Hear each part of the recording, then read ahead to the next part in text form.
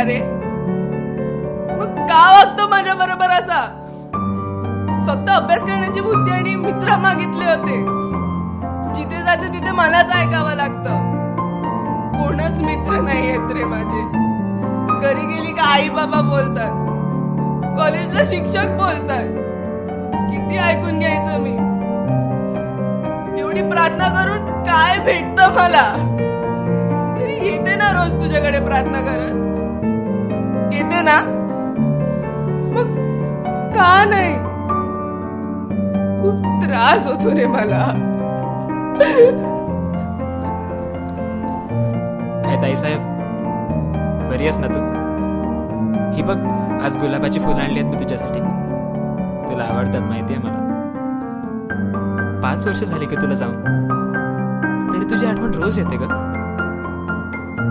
बाबा अजूनपर्यंत तुझ्या धक्क्यातून बाहेर नाही आले. रोज दारू पितात, स्वतःलाच ब्लेम करतात. ते म्हणतात जेव्हा तू होतीस तेव्हा तुझ्याकडे लक्ष नाही दिलं, आणि आता नाहीस तर दारू पिऊन तरी ते दुःख कमी होईल. त्याने जरी आशा सोडली असली ना तरी मी नाही सोडणार. मला माहित आहे तुला आम्हाला असं दुःख नसेल बघवत. तू बघ बस, हे दुःख पण कमी होईल आणि आमच्या आयुष्यात आनंद परत येईल. चल मी निघतो, भेटू नंतर.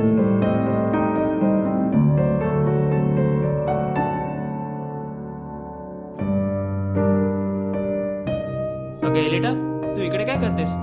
तू कॉलेजला असतेस ना या टायमात? अरे दादा, आज आम्हाला कॉलेजमधून जरा लवकर सोडलं. ते विचार केला चर्चमध्ये येऊन थोडीशी प्रार्थना करते. सगळं ठीक आहे ना ग? तुझ्या डोळ्यात मला पाणी का दिसतं? अरे नाही नाही, ते प्रार्थना करत होती म्हणून. मग मला प्लीज ड्रॉप करशील? अगं तू पण काय विचारतेस? चल बस.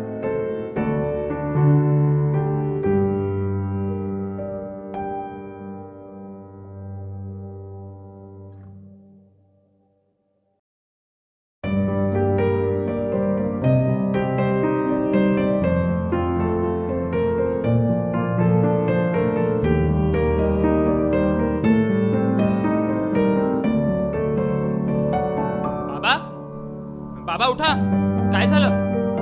अरे पोरा, आलास? गेलेलास ना तुझ्या बहिणीकडे? अरे 5 वर्ष झाले रे तिला जाऊन, पण तिची आठवण काही डोक्यातून जात नाही रे पोरा. अरे एवढीशी होती रे ती, माझ्या हाता एवढी. लहानाचं मोठं केलं मी तिला, ती आई वारल्यावर. खरं सांगू पोरा, तुझ्यापेक्षा तिच्यावर माझा जास्त जीव होता रे. पण कोणा परक्याच्या धोक्यामुळे ती आपल्याला कायमची सोडून गेली. एकदा सुद्धा तिच्या बाबांचा कसा नाही रे विचार केला तिने. तसं जर असतं ना तर ती सोडूनच गेली नसती रे आपल्याला. तिने आपलं एकदा तरी विचार केला असता रे. बाबा प्लीज सावरा स्वतःला बाबा. आपला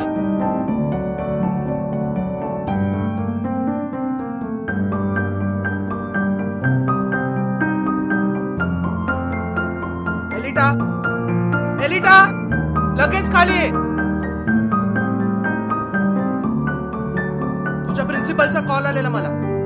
क्लासेस बंक करून कुठे गेली? काय चाललंय तुझं?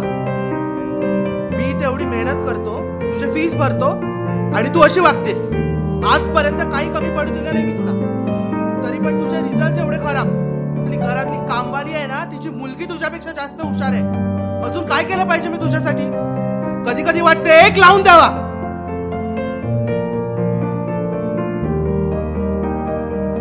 तू आज मला थांबवलंस ना तर शेवटचं. यापुढे सर परत असं काही झालं ना तर मी खपून घेणार नाही. पाणी ऑलरेडी डोक्यावरनं गेलंय. परत जर काही असं झालं तर पट्ट्याने फोडून काढेल. माझ्या कोणत्याही मित्राला त्यांच्या मुलांमुळे आजपर्यंत असा अपमान सहन करावा लागला नाही. हिच्यापेक्षा जर मुलगा जन्माला आला असता ना तर बरं झालं असतं.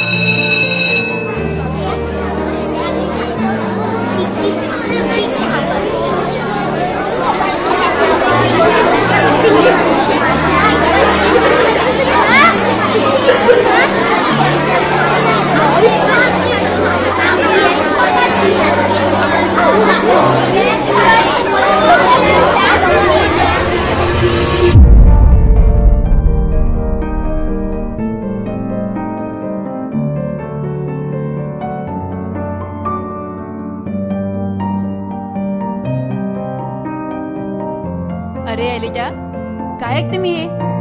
तू लास्ट आले सगळ्या क्लासमध्ये प्रिलिम्सला. बोर्ड्स मध्ये काय खरं ना बाबा तुझं. सगळा टाइम फक्त ड्रॉइंग काढत बसते. पेपरामध्ये सुद्धा अंडी काढील वाटतं.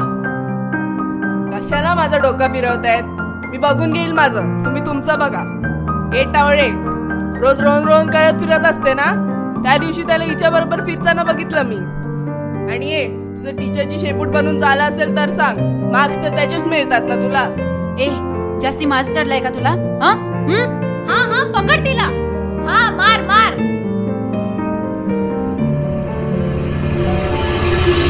What's going on with you girls there? You all can't sit quiet for 2 minutes, huh? Once I'm done sharing these results, I'm taking all 4 of you to the principal's cabin.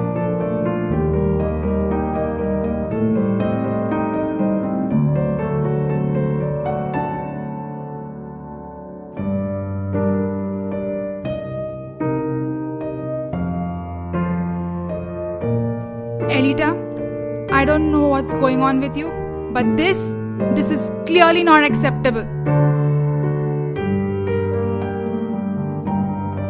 All 4 of you there, come on, let's go to the principal's office.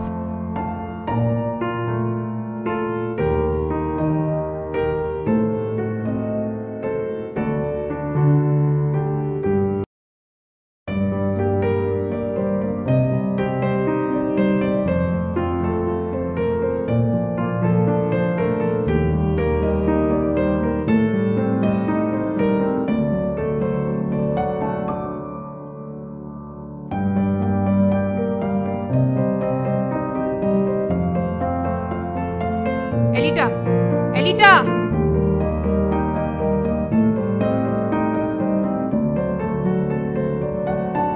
This behavior will not be tolerated in my institution.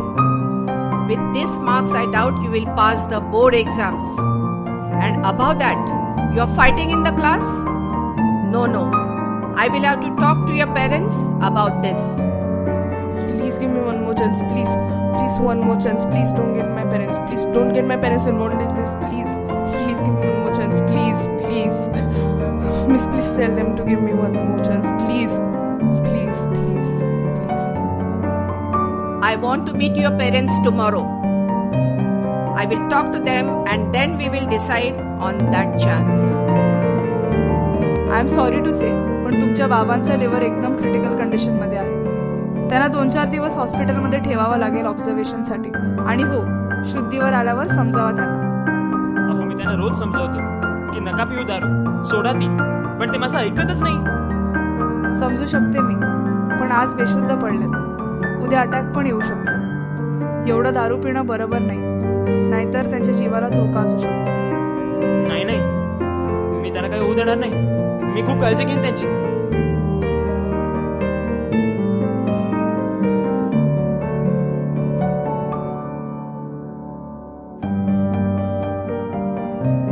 डॅडला जर हे सगळं सांगितलं तर ते काय करतील याचा विचार करूनच मला घाबरा वाटतोय. माझीच फॉल्ट आहे सगळी. मलाच अभ्यास जमत नाही, कोणच मित्र नाही माझे. सगळे मला हेट करतात. बरोबर, मीच सगळ्यात मोठा प्रॉब्लेम आहे. जर मी नसेल तर काहीच प्रॉब्लेम होणार नाही. जर कोणत्या गाडीने मला रस्त्यावर ठोकून उडवलं तर किती बरं होईल.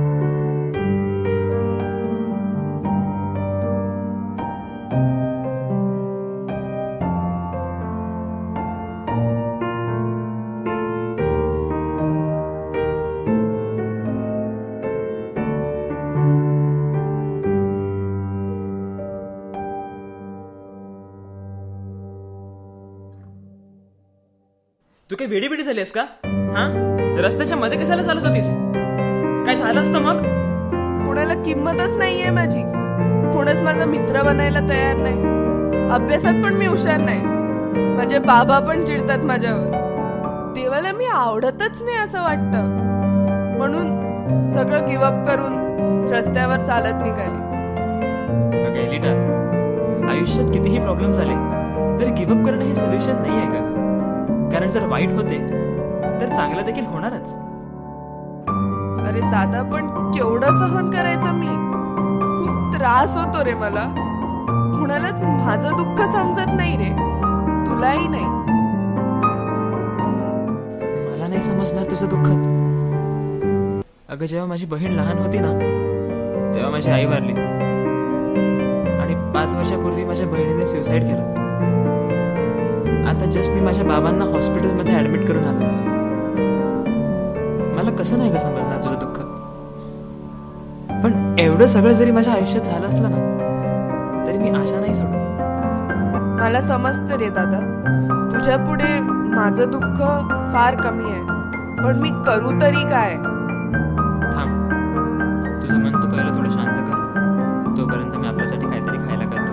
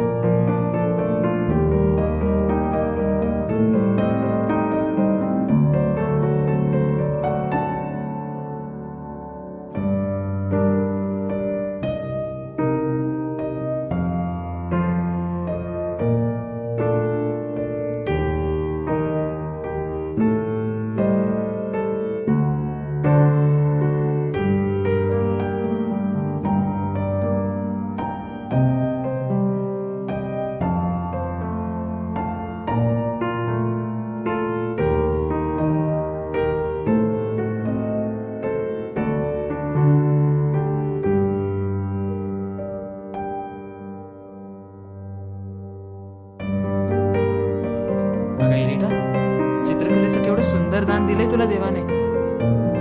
काय फायदा त्या कलेचा, कोणाला किंमतच नाहीये. अगं असं काय म्हणतेस? तुला ड्रॉइंग आवडते ना, पुढे आर्ट्स फाउंडेशन कॉलेजमध्येच जा. तुला लोक चिडवतात ना, अगं एका कारणाने ऐकायचं आणि दुसऱ्या कारणाने सोडून द्यायचं. तुझे बाबा तुझ्यावर रागावतात ना, अगं त्यांना चान्सच नको देऊस तुझ्यावर रागावण्याचा. तुला अभ्यासात त्रास होतो ना, चल मी घेईन तुझा अभ्यास. नाही तू पास झालीस ना तर नाव बदलेन मी माझं. मी तर सगळी आशा सोडून गिव्हअप करायला निघाली होती, पण तू येऊन मला नवीन आशा दिली.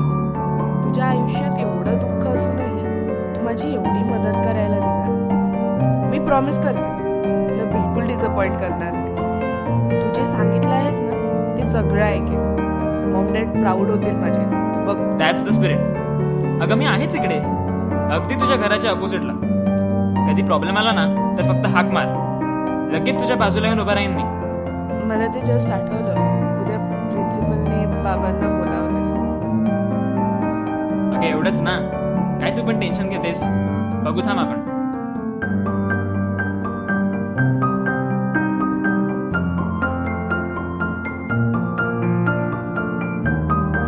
Good morning. एलिटाला मीच सांगितलं होतं तुम्हाला घेऊन येण्यासाठी. तिचं काहीच खरं दिसत नाही, अभ्यासात लक्ष नाही, मारामारी करते. तुम्हीच काय ते बघून घ्या तिचं. गुड मॉर्निंग मॅडम, मला समजलं तुमचं पॉइंट. अगदी बरोबर बोलताय तुम्ही. चुकतं हिचं, पण चुकी तिची एकटीची आहे का? आय मीन तिला समजून घेण्याऐवजी, काउन्सिलिंग देण्याऐवजी तुम्ही तिला फेल होण्याबद्दल धमक्या देताय. क्लासमध्ये मुलं तिला चिडवतात, याबद्दल काय केलं होतं तुम्ही? वॉर्निंग दिली फक्त. म्हणजे तुमची रिस्पॉन्सिबिलिटी नाही आहे का मुलांकडे लक्ष द्यायची? ती आर्टमध्ये हुशार आहे, पण तिला त्याच्यात बढावा देण्याऐवजी तिची मस्करी केली जाते. त्याचं काय? क्लासमध्ये मुलं तिला चिडवतात, याबद्दल काय केलं होतं मी? वॉर्निंग दिली फक्त. म्हणजे तुमची रिस्पॉन्सिबिलिटी नाही आहे का मुलांकडे लक्ष द्यायची? ती आर्टमध्ये हुशार आहे, पण तिला त्याच्यात बढावा देण्याऐवजी तिची मस्करी केली जाते. त्याचं काय? हे माझ्या कानावर कुणीच कधी घातलं नव्हतं. तोच तर इशू आहे ना. आपण अभ्यास, लेक्चर्स यावर एवढा फोकस करतो की कॉलेज मुलांचं दुसरं घर आहे हे विसरूनच जातो. घरामध्ये मुलांची काळजी घेतली गेली पाहिजे ना. आय एम सॉरी, हे माझ्या लक्षातच आलं नाही. मी बोलेन तिच्या टीचरशी, त्या समजावतील मुलांना. पण एक सांगू का, this is the entry gate of a future. 12वीचा अभ्यास तिनं गांभीर्यानं घ्यायला हवा ना. आय एम सॉरी जे आधी झालं त्यासाठी.